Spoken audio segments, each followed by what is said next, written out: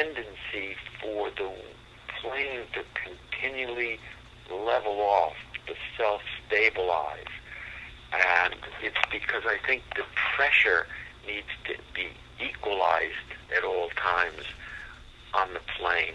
When I was experimenting many, many years ago, I had a balsa wood model of the paper airplane that weighed about 8 ounces. And I would stand on a football field and I would launch its sidearms so that the wings were vertical to the ground, and it would not lose any altitude as it started out and made a half circle. By the time the half circle was completed, it had leveled itself off with the ground, and then it would begin to descend. So that's where I decided, boy, something is holding this thing up by the armpits, and it must be the air pressure needing to equalize. So that's basically the story of how it all came about. Wow, that's a pretty good story.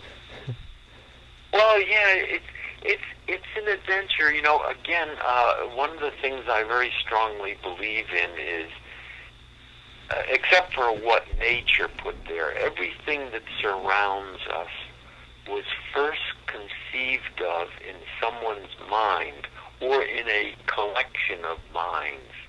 But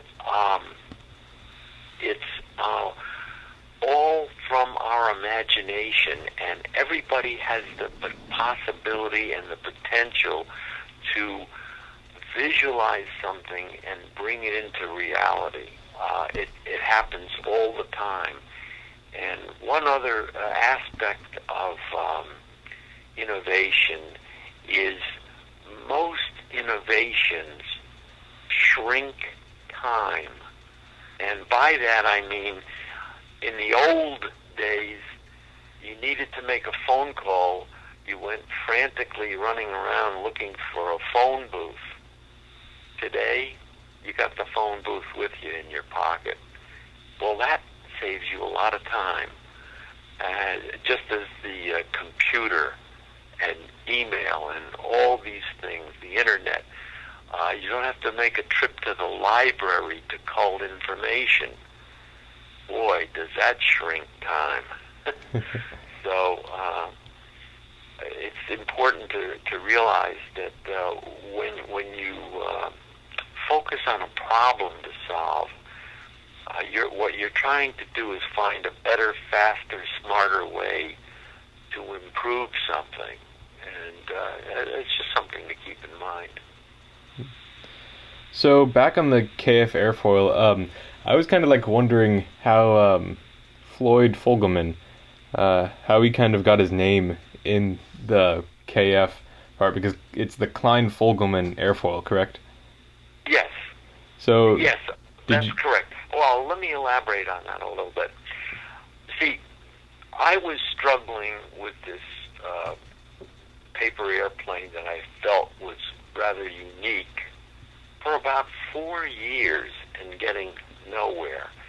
And when Floyd Fogelman came into my office one day to do some work for me, I demonstrated it for him, and he immediately saw the stall-resistant aspect. Now, Floyd was a pilot and a model aircraft builder, and it was he who took the paper airplane home to build a balsa wood model to see if it still flew with the same characteristics.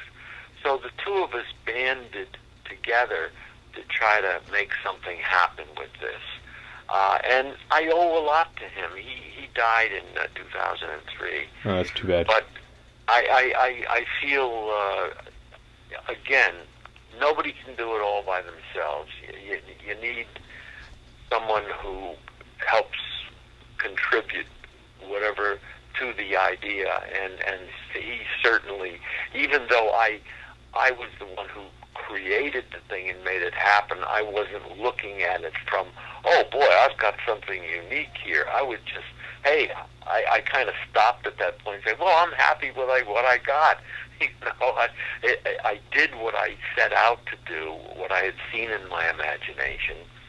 And I was, although I was looking to see if I could get something going as far as a toy goes, I wasn't thinking in terms of aerodynamics because I didn't really know anything about aerodynamics at that time. But he did, and he was the one who recognized, hey, there's something unique going on here, you know. And so it was the two of us working together that really made it all happen, which is why it's the Kline Fogelman airfoil, you know. Mm-hmm. So, and a side story, because, you know, it's very interesting. Some people have said, oh, well, people have created paper airplanes with steps in them before you did it. Well, yeah, possibly, and I'm sure they did, but nobody did it to the extent. See, when I opened up the pockets in the wing, it made it more pronounced, which then revealed the stall-resistant characteristics.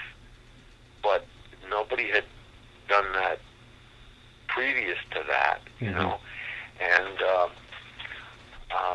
I think, as I may have mentioned to you, Lucas, before, while this was all going on back in the mid-'60s, there was an incredible discovery made, which I find fascinating, by two guys at Bell Labs in New Jersey, which became Lucent later on, and then became Alcatel still later on. But at the time it was Bell Labs, and they did a lot of innovative things. But these two gentlemen, Arno Penzias and Robert Wilson, wanted to study the microwave background of the universe. And they set all their equipment up, went to their monitor, turned it on, and what they saw was a lot of snow. And they thought maybe that's pigeon droppings that are affecting the monitor. So they went up to the roof and they cleaned it as much as they could, went back down, turned on the monitor and the computer, and still snow. And they thought, what is this?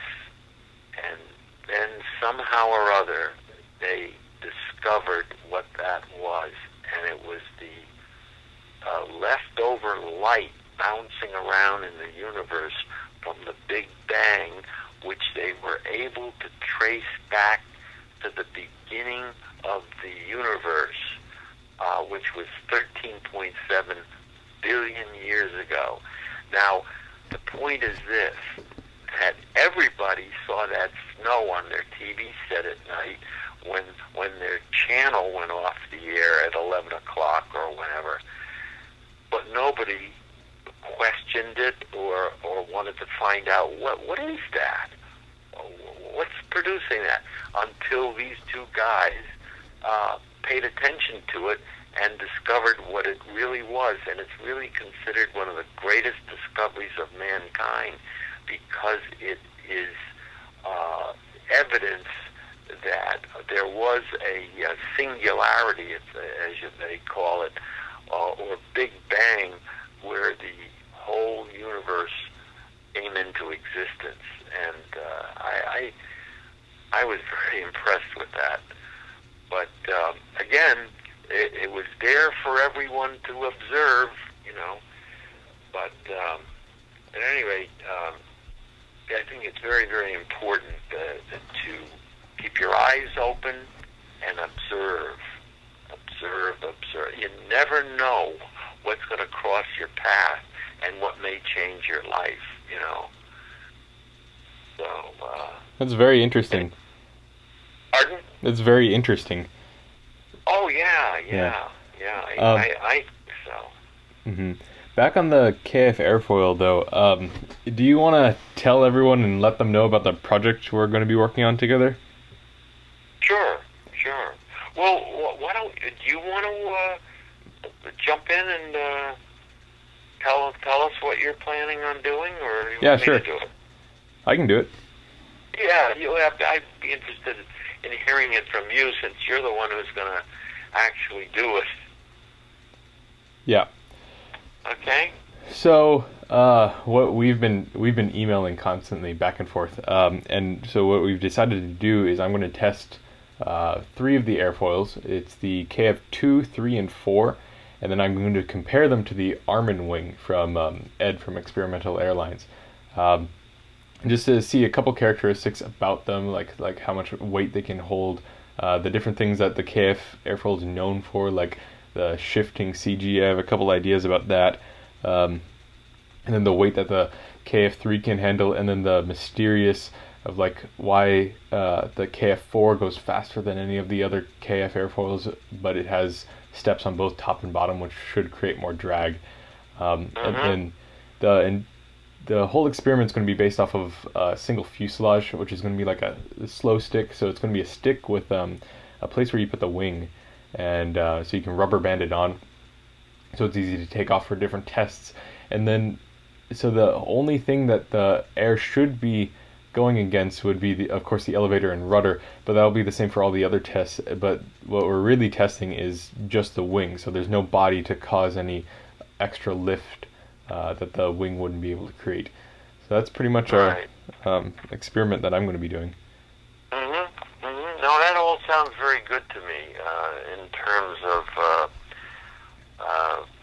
seeing, because again, a lot of it comes down to feel. That's empirical information, and a lot of people say, "Oh no, where are the test results?"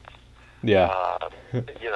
But the crazy part of it is that I know from past experiences that you can do things in a testing universe, and they work fantastically well. But when you get them into the real world, they do not work the way it showed in the lab. I mean, one example I can cite is with Dr. John Nicolaides out at Notre Dame. He was working on a project for Uniroyal, and what it was, they were making golf balls that had like a hexagon divot to them instead of the normal circular divot. And the intention was to create a golf ball that would go further than the traditional golf ball. So they created this new type of golf ball, and by gosh, it certainly did travel farther when it was struck than the regular golf ball. But there was a problem. And the problem was that it accentuated a hook or a slice big time. So if you're out there on the golf course and you hook it, say goodbye to it, because it is going to hang a left or a right or whatever, and that you don't want. So yeah, you could, if you hit it perfectly, it would go further than the normal conventional golf ball, but in the end, it was a failure. It did not work. So that's just one example of how things can be perfected under artificial conditions, in a sense. There were others. There were a number of other situations that I saw where something worked beautifully in laboratory conditions, but once it was in the real world, it was a different story. Mm-hmm. And I think that